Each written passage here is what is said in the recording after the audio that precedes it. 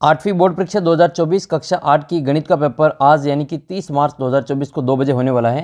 तो आज के पेपर में आपका जो 2400 प्रश्न आएगा वो आपके क्षेत्र मिति वाली प्रश्नावली से पूछा जाएगा और इस प्रश्नावली से सवाल आएगा वो आपके 8 नंबर का सवाल पूछा जाएगा। ठीक है, 2 सवाल आएंगे 4-4 नंबर के। अगर आप उनको अच्छी प्रकार से कर लेते हैं तो आपके ये 8 नंबर आपके आराम से जो सही हो जाएंगे। तो उस सवाल को करने के लिए आपको ये वीडियो शुरू से अंत तक देखना है। आपके द्वारा जो कई विद्यार्थियों के द्वारा कमेंट किया गया कि क्षेत्र मिति वाली प्रश्नावली हमको समझ में नहीं आती है तो क्षेत्र मिति का वीडियो बनाया जाए, तो इसी कारण मैं आपके लिए वीडियो बना रहा हूँ। वीडियो को शुरू से अंत तक देखना ताकि इसका जो आपके 8 नंबर के सवाल है वो परीक्षा में जो 24वां क्वेश्चन आएगा वो आपके अच्छे से हो जाएगा। तो वीडियो को शुरू से अंत तक देखना ताकि आपका जो इंपॉर्टेंट क्वेश्चन इसमें हम करने वाले हैं और आपके इन्हीं में से परीक्षा में प्रश्न छपेंगे।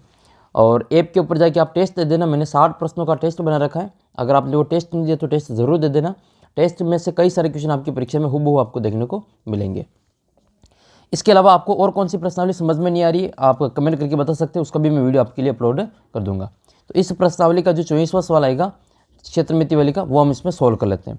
देखो ये एक क्षेत्र मिति वाली प्रश्नावली है जिसमें आपको एक तो इस प्रकार का बहुभुज है, इसका क्षेत्रफल ज्ञात करने के लिए आएगा, लेकिन इस बार के चांस आपकी बार जो कम है। ऐसे सवालों को जो आपके अब की बार जो कम आएंगे। अब की बार आपकी जो समलंब चतुर्भुज वाला है और सम चतुर्भुज वाला है उसके क्षेत्रफल के चांस ज़्यादा हैं। जैसे ये वाला सवाल है कि समलंब के आकार का एक खेत का क्षेत्रफल 480 मीटर स्क्वायर है। दो समांतर भुजाओं के बीच की दूरी 15 मीटर है। उनमें से एक समांतर भुजा की लंबाई 20 मीटर है, तो दूसरी समांतर भुजा की लंबाई आपको ज्ञात करनी है। तो सबसे पहले तो आपको समलंब चतुर्भुज के बारे में जानकारी होनी चाहिए।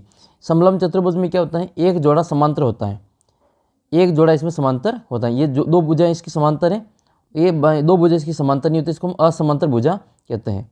तो इसमें ये दो भुजाएं समांतर नहीं है, ये वाली भुजा इस वाली भुजा के समांतर नहीं है, जबकि ये वाली भुजा इस वाली भुजा के समांतर है। तो हम इसमें कहते हैं कि समलंब चतुर्भुज का क्षेत्रफल बराबर 1/2 इंटू समांतर भुजाओं का योग। समांतर भुजा कौन कौन सी, एक को हम ए नाम देते हैं, दूसरी को हम बी नाम देते हैं, और इनके बीच की दूरी जिसको हम किससे लिखते हैं, एच से लिखते हैं।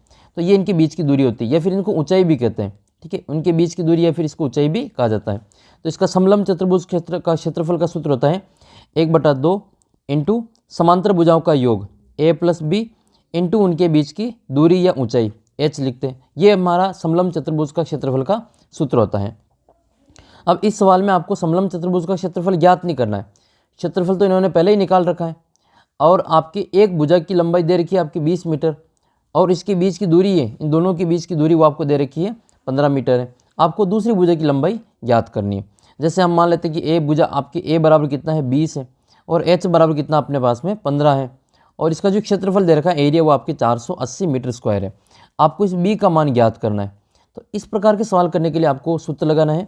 दिया हुआ है समलंब चतुर्भुज का क्षेत्रफल 480 मीटर स्क्वायर, फिर हम इसका सूत्र लगाएंगे। समलंब चतुर्भुज का क्षेत्रफल बराबर 1/2 इंटू ऊंचाई इंटू उनके बीच की दूरी का योग, और जो समांतर भुजा है उनका योग कर लेंगे। तो ये आ जाएगा आपकी समलंब चतुर्भुज का क्षेत्रफल कितना आएगा 480, तो इसकी जगह लिख लेंगे हम 480 और बराबर में लिखेंगे 1/2 इंटू समांतर भुजाओं का योग, तो 20 प्लस ये दूसरी भुजा का मान ज्ञात करें उसको हम बी ले लेंगे। ए का मान कितना हो जाएगा, इसमें ए बराबर 20 हो जाएगा, बी का मान हमें ज्ञात करना है, और एच बराबर कितना हो जाएगा 15 हो जाएगा ऊंचाई, इंटू एच बराबर इसमें 15 लिख लेंगे। इस 2 का भाग 15 में नहीं जाता है तो इसको हम नहीं काटेंगे, और इस 2 के पार से इस 20 को यहाँ से नहीं काट सकते क्योंकि ये जोड़ में। तो हम क्या करेंगे 2 का इधर गुणा कर देंगे, तो ये भाग में 2 इधर आएंगे तो गुणा में चले जाएंगे।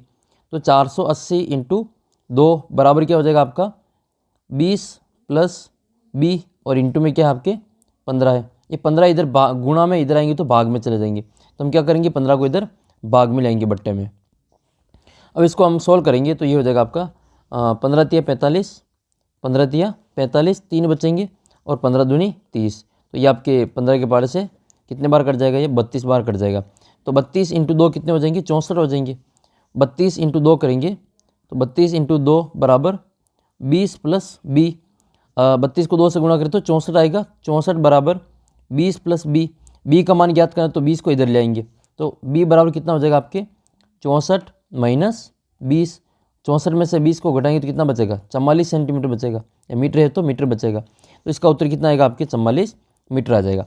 अब सेम सवाल आपके परीक्षा में पूछा जाएगा जिसमें आपकी बी की जगह पे आपकी ए का मान पूछ लेंगे।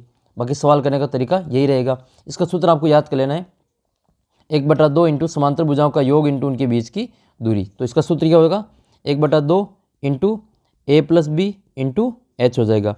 ए प्लस बी क्या है, ये समांतर भुजा है, इनके बीच इनकी लंबाई है, और ये इनके बीच की दूरी को हम एच से लिखते हैं। फिर देखो 9.1 में आपका इंपॉर्टेंट सवाल बनता है, जिसमें ये दे रखा है कि समांतर भुजाओं वाला समलंब वाला सवाल है ये, दूसरा सवाल। अभी जो हमने सवाल किया था वैसे सवाल है ये कि एक समलंब चतुर्भुज का क्षेत्रफल 34 है, इसकी ऊंचाई 4 सेंटीमीटर है, एक भुजा की जो लंबाई है 10 सेंटीमीटर है, तो दूसरी भुजा की लंबाई आपको ज्ञात करनी है। तो सेम सवाल अभी हमने किया था वैसे ये सवाल है, आइए इसको भी हम सोल्व करके देखें। तो इसमें क्या क्या दे रखा आपको, एक तो दे रखा है इसमें क्षेत्रफल, तो इसमें दे रखा आपको समलंब चतुर्भुज का क्षेत्रफल, समलंब चतुर्भुज का क्षेत्रफल दे रखा है, तो वो लिख लेंगे हम। समलंब चतुर्भुज का क्षेत्रफल बराबर कितना दे रखा है आपको, 34 दे रखा है। फिर इसकी ऊंचाई दे रखी है, ऊंचाई वो h बराबर कितनी दे रखी है आपको, 4 सेंटीमीटर दे रखी है। और एक भुजा की लंबाई, ठीक है, एक भुजा की लंबाई वो समांतर भुजा की लंबाई है, एक भुजा a बराबर कितना दे रखा है आपको, 10 सेंटीमीटर दे रखा है। तो हमको दूसरी भुजा ज्ञात करनी, दूसरी समांतर भुजा की लंबाई, एक समांतर भुजा की लंबाई आपको दे रखी है और दूसरी समांतर भुजा की लंबाई आपको ज्ञात करनी। तो दूसरी समांतर भुजा की लंबाई b बराबर हमको ज्ञात करना है। जो दे रखा है उसका सूत्र लगाएंगे। समलंब चतुर्भुज का क्षेत्रफल क्या होता है, ये लिखेंगे हम इसमें, समलंब चतुर्भुज का क्षेत्रफल, ये क्या होता है आपके, समलंब चतुर्भुज का क्षेत्रफल ये होता है आपके, दे रखा आपको 34, और इसकी जगह पे इसका सूत्र लगा लेंगे। सूत्र क्या होता है, 1/2 इंटू समांतर भुजाओं की योग a प्लस बी इंटू उनके बीच की दूरी h, और बराबर में कितना दे रखा है, ये 34 दे रखा है। दोनों के मान लिख लेंगे, 1/2 इंटू समांतर भुजा कौन कौन सी है, एक तो 10 है, a का मान तो 10 है, b का मान हमें ज्ञात करना है, और h का मान कितना दे रखा है, h का मान 4 दे रखा है, और बराबर में कितना आएगा आपके, 34 आएगा। तो 2 के पार से इस 4 को काट देंगे 2 बार, बचेगा क्या फिर हमारे पास में 10 प्लस b, और इंटू में बचेंगे 2 बराबर 34। तो ये जो भाग गुणा में 2 है, इसको हम भाग में ले आएंगे 34 के, ये यहाँ पे 34 है। तो ये कितना हो जाएगा, 10 प्लस बी बराबर 34/2 हो जाएगा। तो 10 प्लस बी बराबर कितना हो जाएगा आपके 17। तो बी का मान ज्ञात करने के लिए 17 इधर रखेंगे और 10 को इधर ले आएंगे, प्लस का 10 इधर आएगा तो माइनस का हो जाएगा। तो बी बराबर कितना आएगा आपके 7 सेंटीमीटर आ जाएगा। तो ऐसा सवाल आपकी जो परीक्षा में पूरा आने की संभावना है। ये वाला सवाल आप इंपॉर्टेंट है, इसको करके जाना। फिर एक और आपके समलंब चतुर्भुज का क्षेत्रफल है। पहला सवाल कि एक मेज के ऊपरी सतह का आकार लगभग समलंब चतुर्भुज के जैसा है, समांतर भुजा 1 मीटर और 1.2 मीटर है, और इनके बीच की दूरी 0.8 मीटर है। तो इसका क्षेत्रफल आपको ज्ञात करना है। ये जो सवाल दे रखा है ये चित्र आपके इसी प्रकार का है। तो इसमें आपको सूत्र लगाना है, यहाँ पे मैं यहाँ करके बताता हूँ। इसका क्षेत्रफल ज्ञात करने के लिए सूत्र लगाना है, 1/2 इंटू समांतर भुजाओं का योग a प्लस बी इंटू उनके बीच की दूरी h। तो a और b का मान कितना है, a का मान 1 है और b का मान 1.2 है। तो ये हो जाएगा आपका 1.1 into 2, 1/2 into 1 plus 1.2 into h का मान कितना है, 0.8 है, 0.8 लिख लेंगे। इसको हम यहाँ पे हल करेंगे तो ये आ जाएगा 1/2 इंटू 1.1 और 1.2 कितना हो जाएगा आपके 2.2 हो जाएगा। 2.2 इंटू 0.8, इसका पॉइंट हटाएंगे बटे में आ जाएगा आपके 10, इसका पॉइंट हटाएंगे बटे में आ जाएगा 10। 2 के बाद से इसको काट देंगे 22 को, ये 11 बार कट जाएगा। तो ऊपर तो बच रहा आपके 11 इंटू 8 और बटे में बचेगा 10 इंटू 10 बराबर 100 हो जाएगा। 11 8 कितने हो जाएंगे 88 और बटे में आ जाएगा आपका 100। 2 जीरो को छोड़ के, 2 जीरो तो 2 संख्या छोड़ के पॉइंट लगा देंगे तो 0.88 सेंटीमीटर या मीटर स्क्वायर इसका आंसर आ जाएगा। तो ये आपको डायरेक्ट सूत्र लगा के इस वाले सवाल में हल करना है। फिर आपके समलंब चतुर्भुज वाला तीसरा सवाल है। एक समलंब चतुर्भुज आकार का खेत ABCD के बाढ़ की जो लंबाई है वो 120 मीटर। ABCD जो बाढ़ है ये वाला ABCD ये वाला जो पूरा है ये लंबाई आपको दे रखी है 120 मीटर है, और ये टोटल दे रखा है 120 मीटर। इसमें BC बराबर दे रखा 48, ये तो दे रखा आपके 48, और CD बराबर दे रखा आपके 17, ये 17 है, और AD बराबर दे रखा आपको 40। लेकिन आपको इसमें AB का मान नहीं दिया है, तो AB का मान तो हम ज्ञात कर लेंगे क्योंकि इसने टोटल करके दे रखा, टोटल कितना दे रखा है 120 है। तो इन तीनों को जोड़ के हम क्या करेंगे, इस AB का मान ज्ञात कर लेंगे। तीनों को जोड़ के 120 में से घटाएंगे तो AB का मान आ जाएगा। AB जो होगा वो इनके बीच की दूरी है या इसकी ऊंचाई कह सकते हैं, ठीक है, ये सीधी ऊंचाई हो जाएगी। तो वो कितनी हो जाएगी, इनको जोड़ेंगे तो ये हो जाएगा 4 8 और 7 15 के 5 हासिल का 1, और 8 और 2 10, ये हो जाएगा आपका 105। इन तीनों की जोड़ 105 होगी। तो ये AB बराबर कितना आ जाएगा, AB बराबर 120 माइनस 105। इन तीनों की जोड़ को घटा लेंगे तो ये आ जाएगा आपके 15। तो यहाँ H बराबर कितना आ जाएगा आपके 15 आ जाएगा। अब हमारा जो सवाल है वो समलंब चतुर्भुज का क्षेत्रफल हो जाएगा। सूत्र लगाएंगे 1/2 इंटू समांतर भुजाओं का योग a+b इंटू उनके बीच की दूरी h। a का मान कितना है, a का मान 40 और b का मान 48 है। तो 1/2 इंटू 40 + 48 और इंटू में दे रखा आपको h का मान 15। तो इसको हम जोड़ करके काट लेंगे। 1/2 इंटू 40 और 48 ये कितना हो जाएगा, 88 हो जाएगा। 88 इंटू 15, 2 के पावर से 88 को काटेंगे 44, फिर 44 को 15 से गुणा करेंगे तो 15 चौक 60 और 60 और 6 66, तो 660 मीटर स्क्वायर, या मीटर स्क्वायर ही ये तो, हाँ, तो 660 मीटर स्क्वायर इसका आंसर हो जाएगा। क्षेत्रफल है इसलिए मीटर स्क्वायर इसमें लिखना पड़ेगा। तो ये तो था आपके समलंब चतुर्भुज। अब हम ज्ञात करते हैं आपके समचतुर्भुज की। तो किसी भी समचतुर्भुज के विकर्ण की लंबाई आपको दे रखी है 7.5 और 12 सेंटीमीटर। तो इसका क्षेत्रफल ज्ञात करना है। याद रखना, समचतुर्भुज का जो क्षेत्रफल होता है, ये समचतुर्भुज की इसकी चारों भुजाएं जो होती है वो बराबर होती हैं। समचतुर्भुज की चारों भुजाएं बराबर होती है, लेकिन इसके विकर्ण बराबर नहीं होते। विकर्ण एक दूसरे को 90 डिग्री के कोण पे समद्विभाजित करते हैं, लंब समद्विभाजित करते हैं। तो इसका क्षेत्रफल ज्ञात करना, तो इसका सूत्र क्या होगा, इसका सूत्र होगा एरिया बराबर 1/2 इंटू विकर्णों का गुणा। इसमें 2 विकर्ण है, एक तो ए, बी, सी और डी। इसके 2 विकर्ण कौन कौन से, एस सी और बी डी। तो हम एस सी और बी डी को गुणा कर देंगे। एस सी और बी डी के मान को गुणा करेंगे, एक विकर्ण एस सी हो जाएगा, दूसरा विकर्ण बी डी हो जाएगा। तो एक विकर्ण ए हो जाएगा, यहाँ पर हम ए और बी भी लिख सकते हैं। 1/2 इंटू ए इंटू बी, ये 2 विकर्ण है आपके। एक का मान ए हो जाएगा, दूसरे का नाम बी हो जाएगा। तो हम इसमें मान लिख लेंगे ये 1/2 इंटू ये समचतुर्भुज का विकर्ण की लंबाई 7.5, तो 7.5 हो जाएगा, इंटू दूसरा हमारा 12 है, तो ये हो जाएगा आपके 12। इसको काट लेंगे हम फिर 2 के पावर से, 2 एकम 2 और 2 छंग 12। 7.5 को 6 से गुणा करेंगे तो ये हो जाएगा 6 पंजे 30 का 0 हासिल के 3 और 7 छंग 42 और 3 45, तो 45.0 इसका उत्तर हो जाएगा। और ये आपके सेंटीमीटर में है तो सेंटीमीटर स्क्वायर आ जाएगा। तो आपके समचतुर्भुज का क्षेत्रफल ज्ञात करना हो तो 1/2 इंटू विकर्णों का गुणनफल सूत्र लगाते हैं। एक ये सवाल है आपके, दूसरा सवाल कि किसी एक समचतुर्भुज का क्षेत्रफल 240 सेंटीमीटर स्क्वायर है, एक विकर्ण की लंबाई आपके 16 है, तो दूसरे विकर्ण की लंबाई ज्ञात करनी। तो सूत्र क्या होता है इसका, समचतुर्भुज का क्षेत्रफल बराबर 1/2 इंटू विकर्णों का गुणनफल, या A1 और ये B1, या फिर A और B कर लेते हैं इसकी जगह पे। तो पहला विकर्ण दे रखा है, इसको डायगोनल कहते हैं विकर्ण को, तो D1 से लिखा हुआ है, D1 और D2। तो इसका सूत्र होता है 1/2, क्षेत्रफल होता है 1/2 इंटू विकर्णों का गुणनफल, या A इंटू B होता है। इसको विकर्ण को हम A और B से लिख रहे हैं। यहाँ पे A का मान आपको दे रखा है और क्षेत्रफल दे रखा है, B का मान आपको ज्ञात करना है। तो ये हो जाएगा आपके क्षेत्रफल की जगह पे कितना लिखेंगे 240, और 1/2 इंटू पहला विकर्ण कितना है 16 का है, और दूसरा विकर्ण हमें ज्ञात करना है। तो इसको लिख लेंगे हम यहाँ पे, क्षेत्रफल बराबर 1/2 इंटू विकर्णों का गुणा A इंटू बी। क्षेत्रफल कितना दे रखा है 240 बराबर 1/2 इंटू A का मान कितना दे रखा है 16 है, और B का मान हमें ज्ञात करना है। तो पक्षांतरण करेंगे, 2 के पावर से 16 को काट देंगे 8 बार। 8 इंटू बी बराबर 240, तो 240 बट्टे में कितने आ जाएंगे, ये 8 आ जाएंगे बराबर में बी। 8 का भाग देंगे 240 में, तो 8 × 24, तो 30 बार चला जाएगा। तो डी का जो मान है, या फिर दूसरा जो विकर्ण है उसकी लंबाई कितनी हो जाएगी, बी बराबर ये हो जाएगा आपके 30 सेंटीमीटर। तो इसका उत्तर आ जाएगा आपके 30 सेंटीमीटर। फिर आपके ऐसे एक और सवाल है, चौथा सवाल है ये कि एक चतुर्भुज के आकार का खेत का विकर्ण 24 मीटर है, और शेष सम्मुख शीर्षों से विकर्ण पर डाले गए लंब की लंबाइयाँ 8 मीटर और 13 मीटर हैं। तो आपको इसमें क्षेत्रफल ज्ञात करना है कि खेत का क्षेत्रफल कितना होगा। ये भी समलंब चतुर्भुज का जो क्षेत्रफल होता है उसी तरीके से है कि 1/2 इंटू विकर्ण पर डाले गए लंबों का योग, यानी कि A+B, और इंटू विकर्ण हो जाएगा H हो जाएगा। ठीक है, इस प्रकार का सूत्र लगा के इसको हम हल कर सकते हैं। तो ये इसका सूत्र होता है 1/2 इंटू विकर्ण पर डाले गए लंबों का योग कितना हो जाएगा, ये आपके 13 और 8 हो जाएंगे, लंब ये है, तो ये आपके 8 + 13 कर देंगे, इंटू विकर्ण कितना है, विकर्ण दे रखा आपके ये दे रखा आपके 13, एक मिनट, विकर्ण की लंबाई दे रखी 24, तो यहाँ लिख लेंगे हम इसमें 24। हम इसको काट देंगे, 2 के पावर से 24 को काट सकते हैं 12 बार।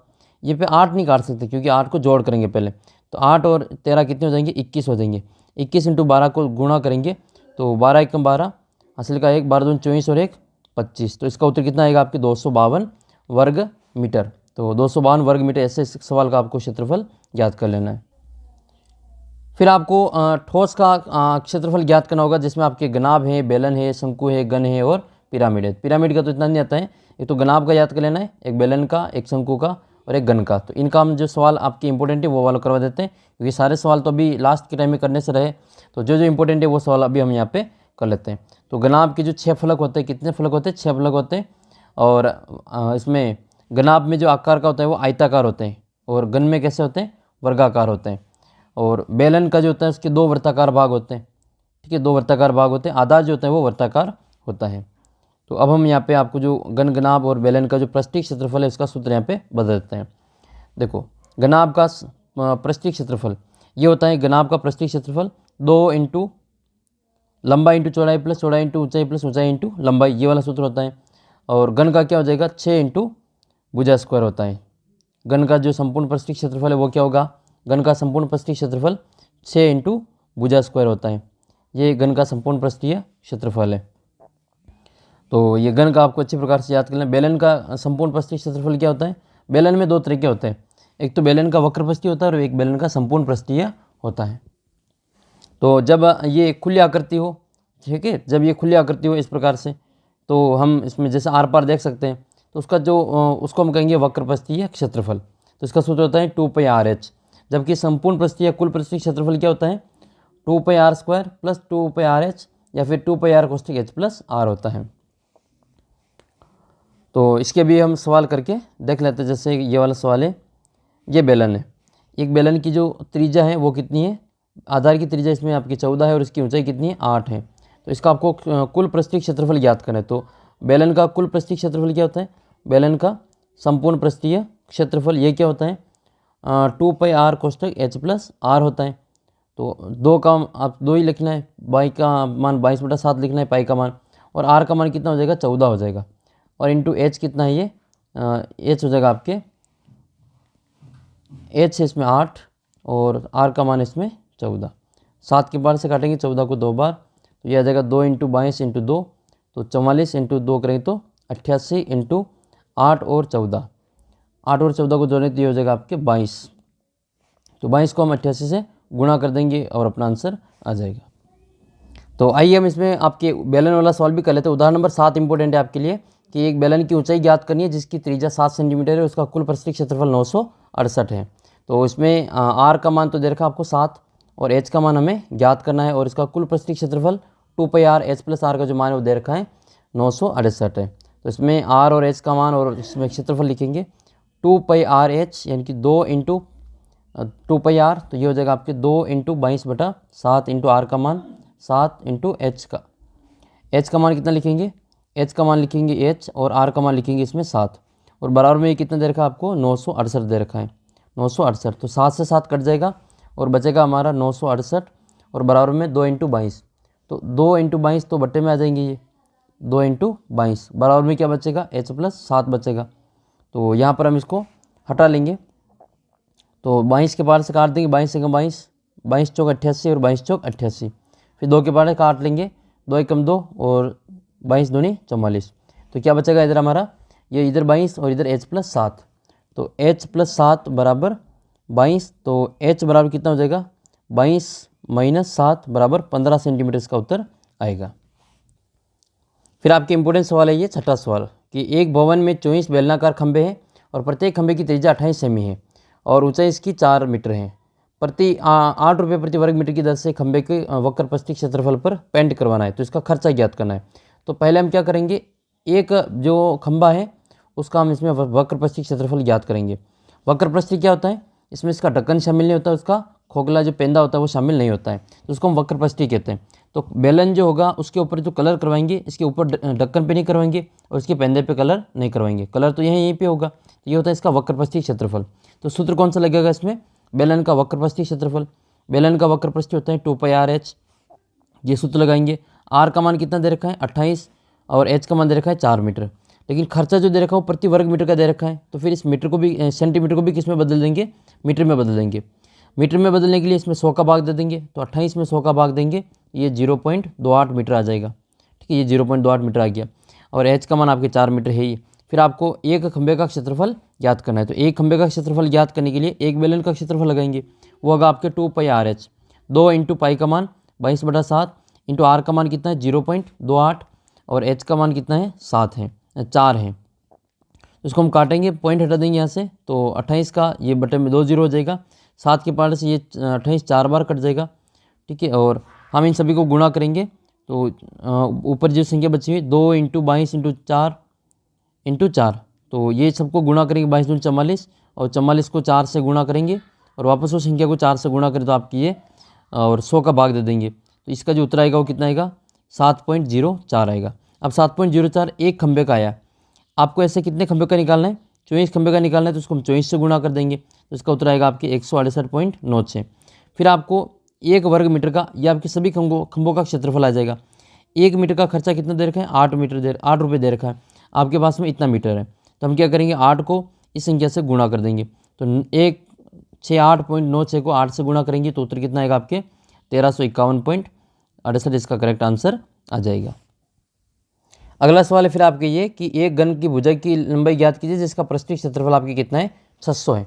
तो पृष्ठीय क्षेत्रफल का सूत्र क्या होता है, घन का पृष्ठीय क्षेत्रफल होता है घन का पृष्ठीय क्षेत्रफल, ये होता है आपके सूत्र भुजा का स्क्वायर, क्या होता है 6 इंटू भुजा का स्क्वायर।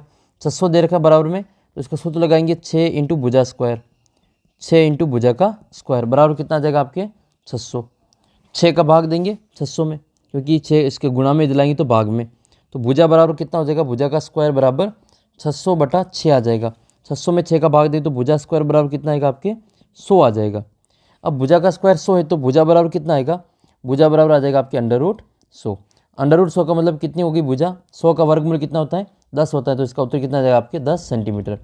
और ये मीटर में तो फिर मीटर में लिखेंगे, ये सेंटीमीटर है तो आपका उत्तर सेंटीमीटर में आ जाएगा।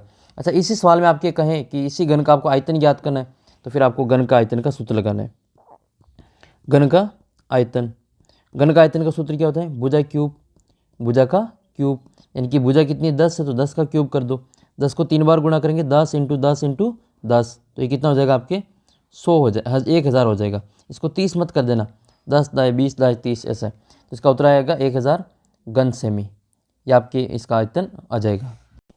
अच्छा, तुम्हारे परीक्षा में यहाँ पे 600 की जगह पे 1014 आ सकता है, ठीक है, परीक्षा में तुम्हारे यहाँ पे 1014 आ सकता है, तो फिर कोई बात नहीं, इसमें 1014 में 6 का भाग दे देना। 1014 में 6 का भाग देंगे तो ये आपके 169 बार जाएगा, तो यहाँ 100 की जगह पे कितना आ जाएगा आपके 169 आ जाएगा। तो 169 किसके वर्ग है, 13 के वर्ग है, तो 13 का ये वर्गमूल हो जाएगा। फिर घन ज्ञात करना है, तो फिर इसमें आयतन के लिए 13 को 3 बार गुणा करेंगे, 13 इंटू 13 इंटू 13, तो फिर इसका आयतन भी आ जाएगा। एक ये वाला सवाल इंपॉर्टेंट बनता है आपके 5वां सवाल कि एक घनाभाकार कक्ष के आंतरिक माप की लंबाई 12, 8 और 4 मीटर है। यदि सफेदीकरण का खर्चा 5 रुपये प्रति वर्ग मीटर है तो उसकी चारों दीवारों पर खर्च ज्ञात कीजिए, और कमरे की छत पर भी सफेदी कराई जाए तो खर्च कितना आएगा। ठीक है, तो ये कह रहा है कि पहले तो इसकी चारों दीवारों का क्षेत्रफल ज्ञात कर लेंगे। तो कमरे की चारों दीवारों का क्षेत्रफल होता है आधार का परिमाप, यानी कि 2 इंटू लंबाई प्लस चौड़ाई इंटू कमरे की ऊंचाई। कमरे का आधार का जो परिमाप क्या होता है 2 इंटू लंबाई प्लस चौड़ाई, ये परिमाप होता है, इंटू ऊंचाई, ये चारों दीवारों का क्षेत्रफल का सूत्र होता है। तो 2 इंटू लंबाई कितनी देर की आपको, लंबाई 12 है और चौड़ाई कितनी है 8 है, तो 2 इंटू लंबाई प्लस चौड़ाई, तो लंबाई और चौड़ाई को जोड़ेंगे तो 8 और 20 12 कितने हो जाएंगे 20 हो जाएंगे। तो 2 इंटू 20 इंटू इसकी ऊंचाई, ऊंचाई कितनी है वो आपके हैं 4, तो इंटू 4 कर देंगे तो ये इसका क्षेत्रफल आ जाएगा 160 मीटर स्क्वायर। अब 1 मीटर स्क्वायर का खर्चा कितना है आपके 5 रुपये, तो 1 वर्ग मीटर का 5 रुपये खर्चा है, तो 160 का खर्चा कितना आएगा 160 इंटू 5 बराबर 800 हो जाएगा। ये तो इसकी कमरे की चारों दीवारों का क्षेत्रफल है जिसमें इसकी छत शामिल नहीं है। अब छत जो है वो फर्श के बराबर होती है, जितनी इसकी फर्श होती है उतना इसका छत होता है। तो फर्श की जो लंबाई और चौड़ाई ये रही, ये तो 12 तो इसकी लंबाई है और ये कमरे की चौड़ाई है, तो कमरे की लंबाई चौड़ाई आपकी छत की लंबाई चौड़ाई के बराबर हो जाएगी। तो छत का भी अगर आपको सफ़ेदी करवानी है तो छत का क्षेत्रफल ज्ञात करना पड़ेगा। तो 12 इंटू 8 करेंगे, छत का क्षेत्रफल हो जाएगा लंबाई इंटू चौड़ाई, तो 12 इंटू 8 96 हो जाएगा। 96 को 5 से गुणा कर लेंगे तो इसमें छत का खर्चा आ जाएगा। तो 96 को 5 से गुणा करेंगे, 96 को 5 से गुणा करें तो 480 रुपये आएगा। तो कमरे का जो चारों दीवारें इसका तो किराया है वो आपके सफ़ेदी कराने का खर्चा 800 रुपये है, और छत का भी करवाना हो तो 480 रुपये और लगेंगे। तो सफ़ेदी कराने का कुल व्यय कितना आएगा 800 रुपये प्लस 480 रुपये बराबर 1280 रुपये हो जाएंगे। फिर आपके पहला सवाल है ये, 2 घनाभ के डिब्बे के आकार के हैं और किस डिब्बे को बनाने में कम सामग्री की आवश्यकता होगी आपको बताना है। एक तो आपकी लंबाई देर की 60, चौड़ाई देर की 40 और ऊंचाई देर की 50। तो इसको बनाने में कितने जो कपड़े की आवश्यकता पड़ेगी या कितने कागज़ की आवश्यकता पड़ेगी वो बताना है। तो इसका आपको संपूर्ण पृष्ठीय क्षेत्रफल ज्ञात करना पड़ेगा। संपूर्ण पृष्ठीय क्षेत्रफल क्या होता है? 2 इंटू लंबाई प्लस चौड़ाई इंटू चौड़ाई प्लस ऊंचाई इंटू ऊंचाई प्लस लंबाई होता है। तो इसकी लंबाई कितनी है आपके पास में? 60 है। तो ये हो जाएगा आपका 2 इंटू 60 इंटू चौड़ाई 40 प्लस चौड़ाई 40 इंटू ऊंचाई 50 और ऊंचाई 50 इंटू लंबाई 60 हो जाएगी। फिर इसको गुणा करके जोड़ कर लेंगे तो 2 इंटू 6 चौक 24 यानी कि कितना हो जाएगा? 2400 हो जाएगा ये, प्लस 5 चौक 20 ये 2000 हो जाएगा, और प्लस में 6 पंजे 30 ये 3000 हो जाएगा। तो 2000 और 3000 5000, तो 5000 और 2400 तो ये कितना हो जाएगा? 5700।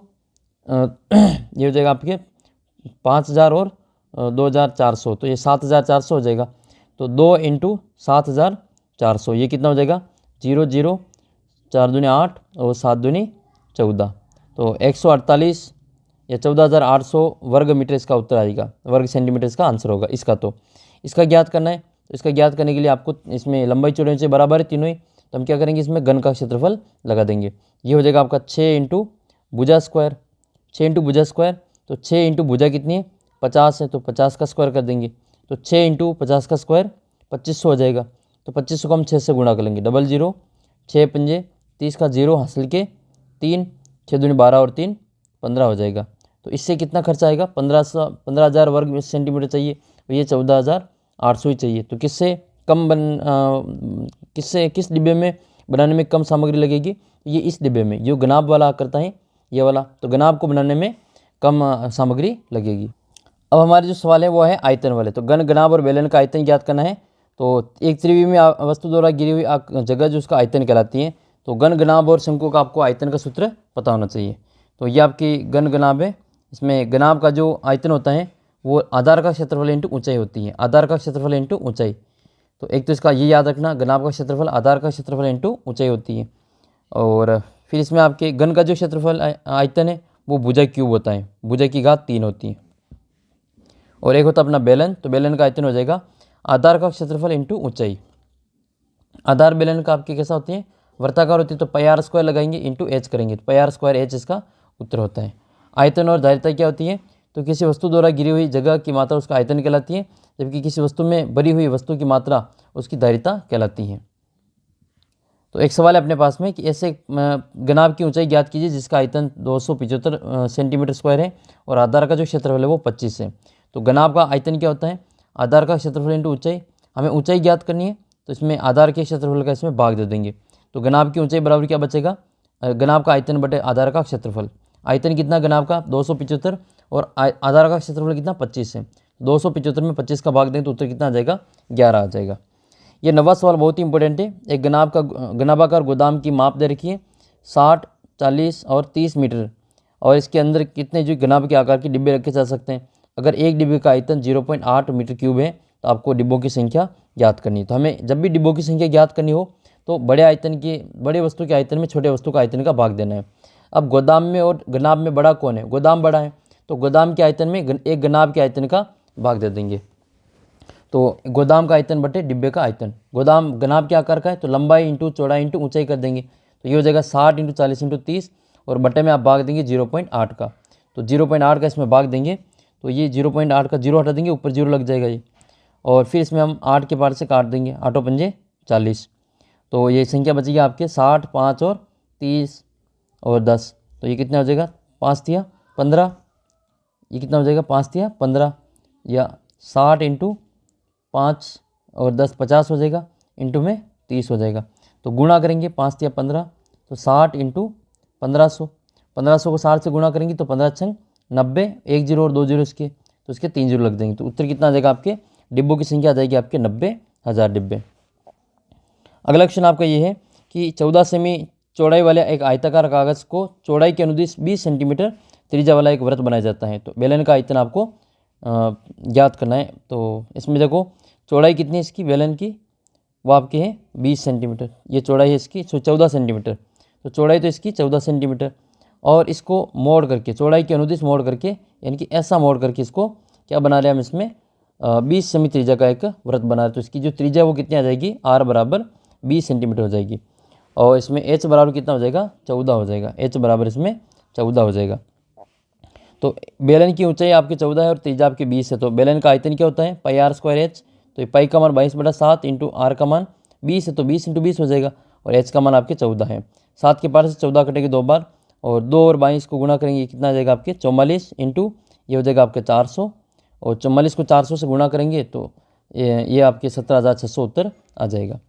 तो आयतन कितना आएगा 17,600 इसका करेक्ट आंसर होगा। नेक्स्ट है फिर आपके ये 11 इंटू 4 सेमी माप के आयताकार टुकड़े को बिना अतिव्यापन किए मोड़ कर एक 4 सेमी ऊंचाई का एक बेलन बनाया जाता है। तो इसमें आपको आयतन ज्ञात करना है। इसमें क्या दे रखा है कि एच दे रखा है आपके 4, लेकिन इसकी त्रिज्या नहीं दे रखी है। तो त्रिज्या जो है वो आपके ये 11 सेंटीमीटर है। तो 11 सेंटीमीटर को मोड़ करके एक बेलन बना रहे हैं। तो इसका ये वृत्त जो बनेगा इसकी लंबाई परिधि जो है आपके वो 2πr जो है आपके 11 है। तो इसमें बेलनाकार आधार बेलन के आधार की परिधि 2πr है जो कितनी 11 दे रखी है। तो इससे हम आर का मान ज्ञात करेंगे। तो 2 इंटू 22/7 इंटू आर बराबर 11। तो आर का मान ज्ञात करने के लिए 2 22 और 7 को हटाएंगे, आर बराबर 7 गुणा में चला जाएगा और 2 और 22 इसके भाग में चलाएंगे। तो यह हो जाएगा आपके आर बराबर 11 इंटू 7 और बटे में 2 इंटू 22। 11 के पार से ये कट जाएगा आपके 2 बार, तो 7/2 दूनी 4 हो जाएगा। तो 7/4 इसका आर हो जाएगा। आयतन ज्ञात करें तो पाई आर स्क्वायर एच लगाएंगे। पाई का मान 22/7, आर का मान 7/4 7/4 और एच का मान 4 है। एक 4 से एक 4 कट जाएगा, एक 7 से एक 7 कट जाएगा, बचेगा आपके 22 और बेटे में 4। तो 22 को 2 के बार से काटेंगे 11 बार, 4 कटेगा आपके 2 बार।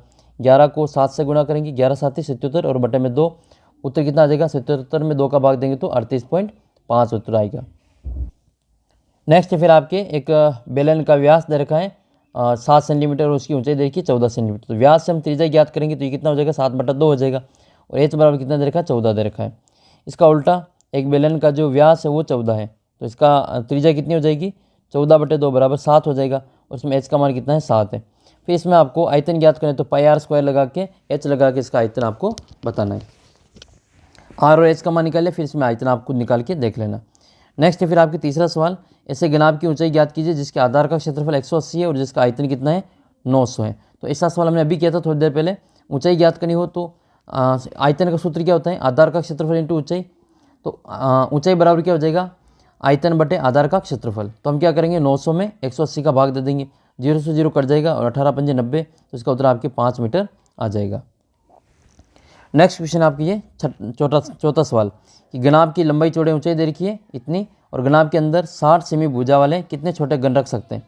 तो 60 नहीं 6 सेमी। तो हम क्या करेंगे घनाभ का आयतन ज्ञात करेंगे और घन का आयतन ज्ञात करेंगे। घनाभ के आयतन में घन के आयतन का भाग दे देंगे। तो घनाभ का आयतन लंबाई इंटू चौड़ाई इंटू ऊंचाई होगा। ये हो जाएगा आपके 60 इंटू 54 इंटू 30 होगा। और घन की लंबाई कितनी है 6 सेमी। तो इसको 6 की भुजा क्यूब हो जाएगी, तो 6 इंटू 6 इंटू 6 हो जाएगा। तो 6 के बार से कटेगा 6 कम 6 6 10 60, 6 कम 6 6 9 54, 6 कम 6 और 6 पंजे 30।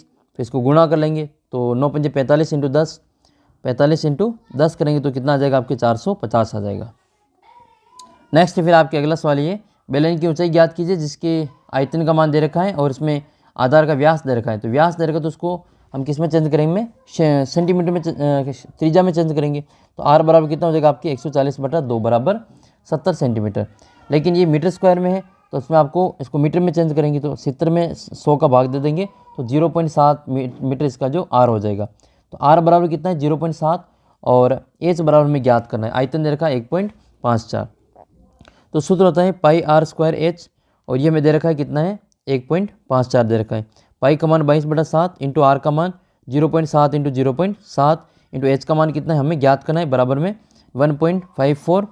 इसमें से हम इसको हटा देंगे पॉइंट को तो बटे में आपके 10 हो जाएंगी 100, एक साथ से एक साथ कट जाएगा और बाकी फिर 7 और 22 को यहाँ से हटा देंगे। तो एच बराबर क्या आएगा आपके 154 पॉइंट, तो पॉइंट हटाएंगे तो बटे में 0 आ जाएगा और ये 100 भाग वाले इधर गुणा में चले जाएंगे ऊपर। और ये ऊपर जो 22 इंटू 7 वो आपके 154 है, तो ये 154 आपके यहाँ पे नीचे आ जाएंगे। तो 154 से 154 कट जाएंगे और 100 से 100 कट जाएंगे। तो उत्तर कितना आएगा आपके 1 मीटर इसका उत्तर आ जाएगा। तो इस वाले सवाल का जो फाइनल उत्तर है आपके 1 मीटर आएगा। तो अपना जो सवाल है ये छठा सवाल है कि एक दूध के टैंक बेलन के आकार का है जिसका त्रिज्या 1.5 मीटर है और लंबाई इसकी आपके 7 मीटर है। तो टैंक में भरे जाने वाले दूध की मात्रा लीटर में ज्ञात करनी है। ऐसा सवाल ये वाला बन सकता है। तो हम देख लेते हैं ये इसमें आप पहले आयतन ज्ञात करेंगे, मीटर क्यूब में आएगा इसका उत्तर। फिर इसको 1 मीटर क्यूब में आपके 1000 लीटर होता है, 1 मीटर क्यूब में 1000 लीटर होता है, तो फिर इसको 1000 से गुणा कर देंगे, आपके उत्तर लीटर में आ जाएगा। तो बेलन का आयतन ज्ञात करना है। बेलन का आयतन क्या होता है, पाई आर स्क्वायर एच होता है। आर का मान कितना है, आर का मान 1.5 है, तो 22/7 इंटू 1.5 इंटू 1.5 इंटू एच का मान कितना है, ऊंचाई या लंबाई कितनी हो जाएगी, 7 हो जाएगी, इंटू 7 कर देंगे। एक साथ से एक साथ कट जाएगा, और फिर इसको गुणा करेंगे 22/7 इंटू 15 और 15 को गुणा करेंगे तो ये कितना हो जाएगा 225, और बटे में एक पॉइंट का हट जाएगा तो ये 2 जीरो लग जाएंगे। तो पॉइंट हटा दिया इसका बटे में तो 10 लग जाएगा, इसके बटे में भी 10 लग जाएगा। तो ये 225/100 और 700, ये 22/7। अब इसको लीटर में बदलना है तो हम क्या करेंगे, इसको 1000 से गुणा कर देंगे, तो इसको 1000 से गुणा कर देंगे, तो इसके 2 जीरो से इसका 1 जीरो, 2 जीरो कट जाएगा, बचेगा इधर 10। तो 22 इंटू 200, इसका उत्तर हो जाएगा आपके 22 इंटू 225 और इंटू 10, और बटे में कितना आएगा आपके 7 आएगा। तो इसको हम गुणा करके फिर 7 का भाग दे देना, इसका उत्तर लीटर में आपके आ जाएगा। मैंने इसको 1000 से गुणा कर दिया, अब वापस इसको 1000 से गुणा करने की जरूरत नहीं है। आयतन ज्ञात करके इसको 1000 से गुणा कर देना, आपका उत्तर लीटर में आ जाएगा। फिर आपके ये रहा क्वेश्चन कि एक कुंड में 60 लीटर प्रति मिनट की दर से पानी गिर रहा है। कुंड का आयतन इसमें आपके है 108 मीटर क्यूब। तो इसमें ज्ञात करने की इसको भरने में कितना घंटे लगेंगे। तो देखो 1 मीटर क्यूब बराबर कितने होता है, 1 मीटर क्यूब बराबर होता है आपके 1000 लीटर, 1000 लीटर होता है। तो 1 लीटर में 1 मिनट में आपके 60 लीटर जा रहा है। तो ये इसको पहले हम लीटर में चेंज करेंगे, तो 1008 को गुणा करेंगे हम 1000 से, 108 को गुणा करेंगे 1000 से, और हमें फिर इसमें लीटर की मिनट की संख्या बतानी, घंटे बताने। तो 1 मिनट में 60 है, तो इसको हम 60 से भाग कर देंगे, 0 से 0 कट जाएगा, और 6 के बाद से कटेगा 6 कम 6, और 4 बचेंगे, 6 48, तो ये आपके 18 बार कट जाएगा। तो ये आ जाएगा आपके 1800 मिनट। 1800 मिनट, तो आपके घंटे बताने, तो 1800 मिनट में इसको घंटे में चेंज करने के लिए 60 का भाग दे देंगे, 0 से 0 कट जाएगा, और फिर आपके बचेगा 6, तो 6 का भाग चला जाएगा आपके 18, 180 में 3 बार, ठीक है, और 0 बार, तो 30 घंटे इसको भरने में लगेंगे। कितने घंटे लगेंगे, 30 घंटे। ऐसे आपके सवाल बनेंगे, और इन्हीं में से मैं उम्मीद करता हूँ कि आपके सारे सवाल जो 24वां सवाल होगा वो बन जाएगा। घनाभ का पृष्ठीय क्षेत्रफल 2 इंटू लंबाई इंटू चौड़ाई प्लस चौड़ाई इंटू ऊंचाई प्लस ऊंचाई इंटू लंबाई, और घन का पृष्ठीय क्षेत्रफल 6 इंटू भुजा स्क्वायर। बेलन का वक्र पृष्ठीय संपूर्ण पृष्ठीय आपके 2πr कोष्ठक h प्लस r होता है, और घनाभ का आयतन लंबाई इंटू चौड़ाई इंटू ऊंचाई, घन का आयतन भुजा का क्यूब, बेलन का आयतन πr square h। 1 centimetre cube में आपकी 1 लीटर होता है, और 1 लीटर में 1000 घन सेमी होता है, और 1 मीटर क्यूब में आपकी 1000 लीटर के ये बराबर होता है। तो उम्मीद करता हूँ आपका जो पेपर आज काफ़ी अच्छा होगा, और आपका जो 24वां प्रश्न आएगा ये, उसमें आप 8 में से 8 नंबर है जो लेके आएंगे। आप कमेंट करके बताना फिर पेपर होने के बाद में कि आपके इनमें से कौन सा प्रश्न आया था, आप उसको याद रखना, और मेरे को जो व्हाट्सअप पे उसको भेज के बता देना, मैं आपको उसका सॉल्यूशन यहाँ पे करवा दूंगा। और ये जो क्वेश्चन आपने करे हैं, इन्हीं में से आपके प्रश्न छपेगा। 8 नंबर आपकी जो आज कंप्लीट हो गए, आपने यहाँ तक वीडियो देखा तो मिलते हैं आपको अगले वीडियो में। टेस्ट जरूर दे देना, टेस्ट का लिंक दे रखा आपको वीडियो के नीचे, और आपके टेस्ट का कितना स्कोर हो रहा है वो आप मुझे कमेंट करके ज़रूर बताना। तो मिलते हैं आपको अगले वीडियो में, तब तक जय हिंद जय भारत। चैनल को सब्सक्राइब कर लेना, ऐप को डाउनलोड कर लेना, और वीडियो को शेयर और लाइक जरूर कर देना।